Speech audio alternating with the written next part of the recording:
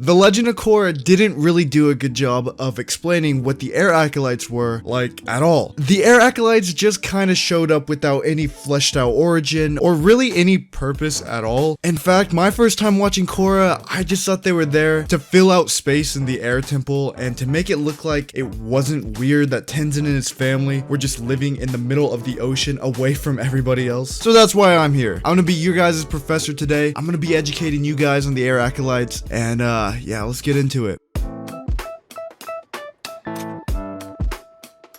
All the way back in The Promise Part 2, Aang had a fan club. Aang ended up running into this fan club and they invited him over to their house. And now they modeled this house after the Western Air Temple. And of course, Aang was completely flattered and he accepted. This house was very run down and not very much like the Western Air Temple at all. But it did show one thing, and it showed that people are still interested in air nomad culture. Now this right here, this was our very first hint at the revival of the Air Nation. The next time we see the fan club is in The Promise Part 3, and they show up wearing traditional air nomad clothing, and they even tattooed themselves with the arrows that you get for becoming a master airbender. Now of course, Aang is really excited and he's very flattered by this because he thinks that these tattoos are fake and the fan club is just doing these things in flattery. But they end up telling Aang that these tattoos are real just like yours, and this makes him angry. He explains how these tattoos were sacred to his people and that you had to earn these through years and years of hard work. Now, Aang ends up flying off to settle his feud with Zuko, but that's not really what I want to focus on right now. I want to focus on the end of this chapter.